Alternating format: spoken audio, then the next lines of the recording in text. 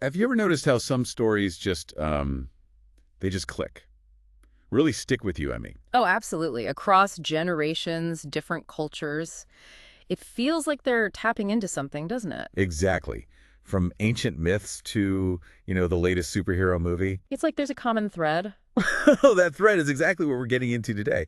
We're doing a deep dive into Joseph Campbell's Monomyth. Right, often called the hero's journey. Yep, the hero's journey. And it really does kind of pull back the curtain on why these stories hit so hard. So, our mission today essentially is to explore that structure Campbell laid out.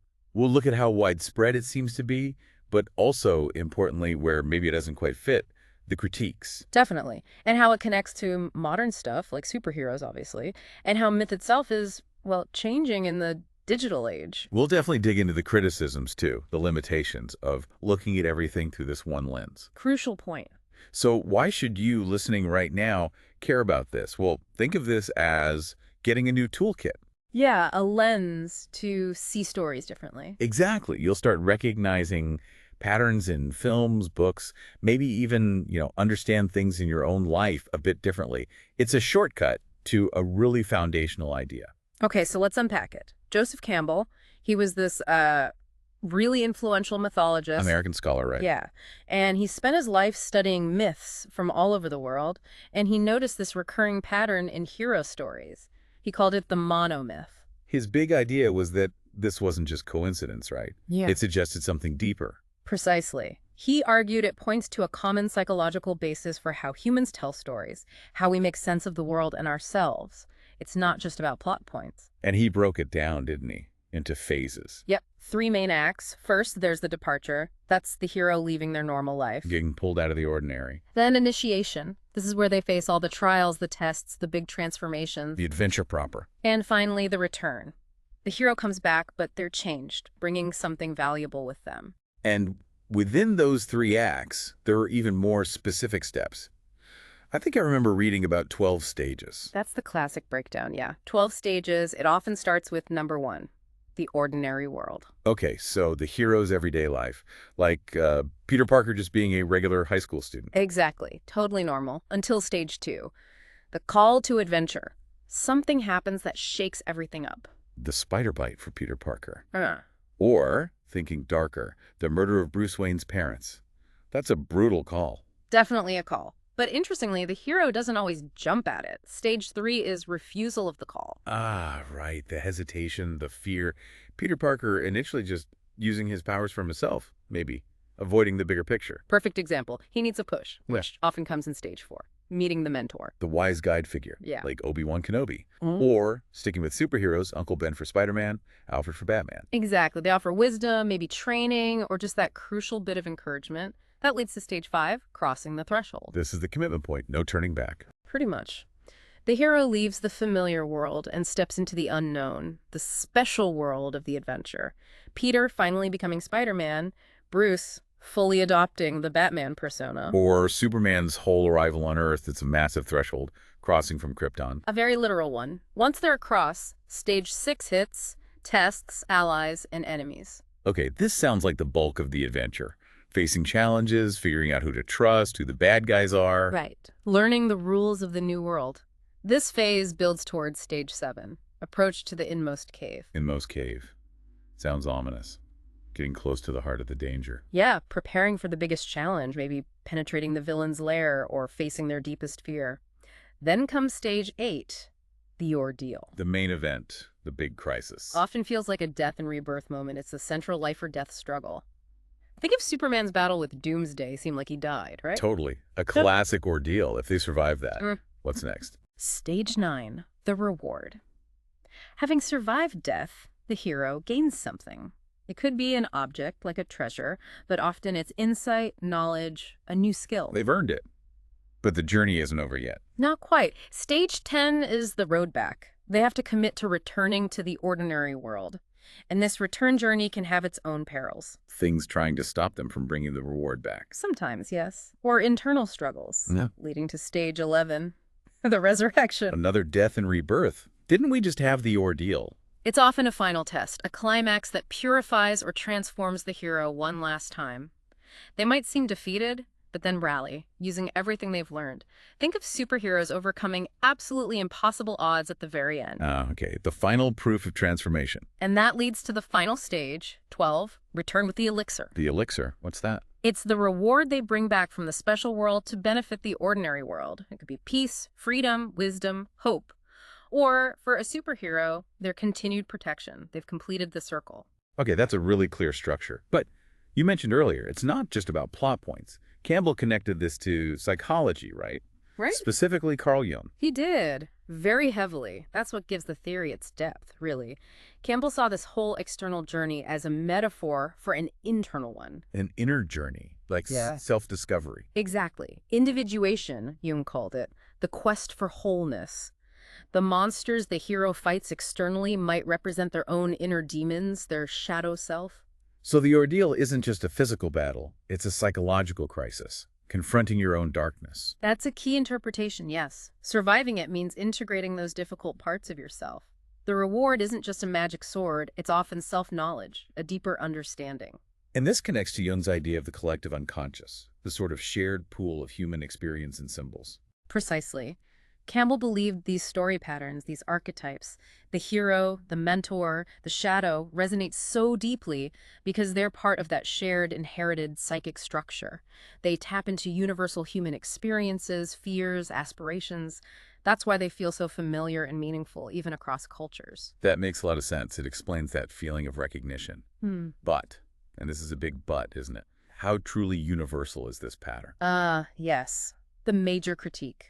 Because Campbell's work is often criticized for being, well, pretty Eurocentric, focused on Western myths and values. That's the core of it. Critics point out that the monomyth emphasizes the individual hero's triumph, which aligns well with Western individualism. But many non-Western narratives prioritize the community, collective well-being, or different kinds of journeys altogether. So applying the monomyth rigidly to, say, African or Asian mythology might miss the point or even distort the meaning. It can, yeah. While you can often find elements that resemble the stage's journeys, trials, the overall structure, emphasis, and cultural meaning can be quite different. Can you give some examples, like how might stories from other traditions look? Sure. Think about African mythologies. You often find heroes or gods undertaking journeys, yes. But frequently, the goal is explicitly for the benefit of the community. Okay. Less about personal glory, more about communal need. Often, yes. Take the Ethiopian epic, the Keber Nagast, featuring the Queen of Sheba, Makeda. Her journey is significant. Or a South African tale about Thakane journeying to the underworld, not for herself, but to get a dragon skin coat needed by the community. Interesting. What about Asian traditions? Hugely diverse, of course, but rich with adventures. China has Sun Wukong, the Monkey King, whose journey is complex and changes over time. Or Hu Yi, the archer who shot down 9 suns to save the world. Community focus again there. And in Japan, you have Momotaro, the Peach Boy, who defeats ogres with animal companions. Collaboration is key. Korea has the Tangun myth about a heavenly prince establishing a kingdom. Tibet has the epic of King Gezar battling evil forces over vast landscapes. And indigenous American myths. Also incredibly varied. Plains tribes often feature twin heroes or an old man trickster figure. The Maya Popol Vuh tells of the hero twins Hunahpu and Xbalanque journeying to the underworld Xibalba. Pentecommon. They are. The Navajo also have hero twins, Monster Slayer and Born for Water, who gain powers to defeat monsters plaguing the people. Again, often a focus on restoring balance or protecting the community. And oceanic myths.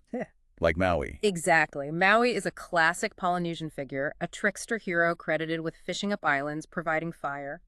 Melanesian creation myths often speak of bringing order from chaos, foundational acts for the world. So lots of journeys, lots of trials, but the shape and purpose might differ significantly from Campbell's model. Right, and this leads to the idea of alternative narrative structures entirely. It's not just about different themes within the same structure. You mean structures that don't follow the departure, initiation, return arc at all? Exactly. A great example is Kishinketsu. It's a structure found in China, Japan, and Korea. 4 acts. Okay, 4 acts. How does it work? Well, the first act, Kara, introduces things, characters, setting, the basic idea.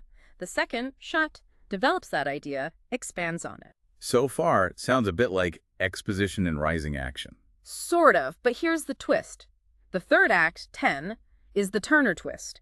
It introduces something new, unexpected, maybe a contrast, but crucially, it's not necessarily a conflict or climax in the Western sense. No central conflict. How does that work? It recontextualizes what came before. It creates interest through juxtaposition or surprise rather than confrontation. And the final act, Ketsu, brings it all together, the conclusion, reconciling the elements into a unified whole. It often feels more like an unfolding or a realization than a victory won through struggle. Wow. So it's a completely different narrative engine, less about overcoming obstacles, maybe more about revealing connections or exploring a theme from different angles. You could put it that way. It really challenges the idea that the conflict-driven hero's journey is the only way to tell a compelling story. It shows the monomyth as a tool, powerful one for comparison, but shouldn't overshadow these other distinct traditions. That's a really important nuance. Okay, so keeping that diversity in mind, let's pivot to where the monomyth seems to fit almost uncannily well. Superheroes. Ah, yes, our modern myths in capes and tights. It's undeniable they become these huge cultural figures. Superman standing for truth and justice, Wonder Woman for compassion and equality, Spider-Man for responsibility. They really embody cultural values, don't they? They act as moral guideposts, tapping into that collective need for hope, for inspiration, for seeing good triumph over evil. And it's interesting how they often pop up or change in response to what's happening in society, like Captain America during World War II. Absolutely. Or characters emerging later to grapple with social justice issues. They reflect our anxieties and aspirations. It makes sense they'd resonate with those archetypal patterns Campbell talked about. And when you map them onto the hero's journey stages, the parallels are just striking. They really are. Let's take the departure stage. We already mentioned Peter Parker's ordinary world and his call via spider bite. Bruce Wayne's call is the trauma of his parents' murder, which pushes him across the threshold to become Batman. And Superman's departure from Krypton is the ultimate crossing the threshold into his new world, Earth. Then the initiation stage. This is basically the bread and butter of superhero comics and movies. Constant tests, allies and enemies, fighting villains, teaming up, learning to use their powers. Facing those big ordeals, Superman versus Doomsday, Batman's endless psychological battles with the Joker, these push them to their limits. And they emerge with the reward, which might be saving the day, but also gaining new insights, new abilities, or a deeper understanding of their role. You see these smaller cycles of ordeal and reward playing out constantly. And the return stage, that feels relevant too. Yeah. The struggle to balance the hero life with the civilian identity, Clark Kent going back to the Daily Planet. That's a continuous road back, in a way, and the resurrections are classic comic book tropes. How many times has a major hero apparently died only to return? Too many to count. It's that final ultimate test. And finally, the return with the elixir. For superheroes, the elixir is often their ongoing commitment. They return again and again to protect their city, their world. The elixir is safety, justice, hope. It fits so well. Did Campbell himself write much about superheroes? Not extensively, no. The genre was really exploding more after his main work, The Hero with a Thousand Faces, was published, but his influence on the creators who shaped modern superheroes is huge. Cool. Well, there's Christopher Vogler. He was a story analyst in Hollywood and wrote a famous memo summarizing Campbell's hero's journey for screenwriters. He explicitly said it applies even to the simplest comic book story. That memo became incredibly influential. Ah, so it filtered through Hollywood into how these stories were told on screen. Definitely. And of course, George Lucas openly credited Campbell as a major influence on Star Wars. Which isn't superheroes exactly, but it shares so much DNA with them, the archetypes, the journey. Absolutely. And then you have filmmakers like Zack Snyder, who directed Man of Steel and Batman v Superman. He actually put a Joseph Campbell quote onto Superman's suit, written in Kryptonian. Wow, that's pretty direct acknowledgement. It shows a conscious engagement with these ideas. Some people even talk about a specific superhero monomyth, a version adapted for things like secret identities, superpowers, the recurring arch-nemesis. The episodic nature of comics fits this pattern of repeated mini-journeys. So the monomyth isn't just for ancient myths or epic fantasy. It's alive and well in our modern storytelling. Absolutely. It's arguably one of the most durable storytelling structures we have. Think of the biggest franchises: Star Wars, The Lion King, The Matrix, Lord of the Rings, Harry Potter, Percy Jackson. All clearly drawing on that hero's journey framework. It's like a blueprint for blockbuster success sometimes. It provides a satisfying structure, but its relevance goes beyond just entertainment. People use it for personal growth, too. How so? Applying the stages to your own life. Yeah. Seeing personal challenges as calls to adventure, difficult times as ordeals, learning experiences as rewards, it can be a powerful framework for understanding your own journey, facing fears, finding meaning in transitions. It helps make sense of the chaos of life sometimes. Because it taps into those universal themes and archetypes again. The mentor figures we meet, the shadows we confront within ourselves. Exactly. It connects our personal struggles to these timeless patterns, which can be quite empowering. We recognize these figures and stages not just in stories, but in our own lives. Now, you mentioned earlier how myth is changing in the digital age. Hmm. Campbell was talking pre-internet mostly. How has technology affected all this? So profoundly. You remember that famous TV series Campbell did with Bill Moyers, The Power of Myth? That was back in 1988. The landscape is completely different now. Right, social media, viral content. Exactly. Digital tech has democratized myth-making in a way. Anyone can create and share narratives now instantly globally, but it also blurs the lines between story and reality, truth and fiction. You mean like digital myth-making, creating viral narratives, hoaxes, urban legends, even conspiracy theories spreading like wildfire? Precisely. These things function like myths. They offer explanations, create group identity, evoke strong emotions, and the speed they spread is unprecedented. It raises questions like, do the ones that go viral tap into those monomythic structures somehow, even accidentally? Maybe hitting those beats of challenge, revelation, a perceived elixir of hidden truth? That's a fascinating, slightly scary thought. And what about personal stories online? There's a huge emphasis now on personal mythology, crafting our own narratives online, shaping our identity through the stories we tell about ourselves. Therapy and self-help also use this idea, encouraging people to reframe their life stories. We're constantly reinterpreting old myths too, right? Updating them. Constantly. Think about feminist retellings of Greek myths or post-colonial critiques reshaping how we see classic figures. Wonder Woman herself has been reinterpreted many times to reflect changing ideas about female power and heroism. And social movements, you mentioned them earlier. Yeah, they absolutely leverage mythic structures and archetypes. They craft powerful narratives often spread through digital storytelling, hashtags to mobilize people. Think of the stories that emerged from movements like #MeToo or #BlackLivesMatter. They created shared understanding, identified heroes and villains in a social context, and called people to action. It's myth-making in real time. So the power of myth isn't fading, it's just morphing, adapting to new platforms, reflecting maybe more fragmented, diverse values. I think that's a good way to put it. It's maybe less about one single unifying myth for everyone and more about a constellation of competing, evolving narratives. But the fundamental human need to make meaning through story, that seems as strong as ever. Okay, so we've seen the power and reach of the monomyth, but it's crucial to circle back to those limitations we touched on. Absolutely. We need that nuance. It's not a one-size-fits-all explanation for every story, is it? That Eurocentric individualistic bias is a real issue when looking globally. Definitely. And even within a genre like superheroes, which seems to fit so well, it's not perfect. You have anti-heroes, complex team dynamics like the X-Men or Avengers, where a single hero's journey doesn't capture the whole picture.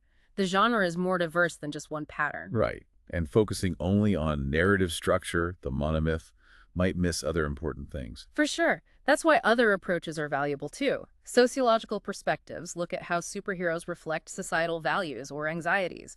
Cultural studies examines representation, ideology. Media studies looks at the industry and audience reception. They all offer different valid insights beyond just the story's skeleton. So the monomyth is a powerful lens. Maybe one powerful lens among several we can use. Exactly. It's incredibly useful for understanding a certain type of heroic narrative that resonates deeply, but we shouldn't let it blind us to the diversity of human storytelling. Okay. So wrapping this deep dive up, we've journeyed through Campbell's monomyth, seen its structure, its psychological roots, how it applies almost startlingly well to superheroes. While also grappling with its limitations, its Western bias, and exploring other narrative forms and how myth itself is evolving like crazy in our digital world. It really does give you a new way to look at so many stories, ancient and modern. A foundational concept for sure. It really is. So the question to leave you with perhaps is this. Thinking about your own life, your own experiences, what stands out to you as part of your hero's journey? Yeah. Where have you maybe crossed a threshold, faced down an ordeal, or come back with some kind of elixir, some new understanding, something to think about?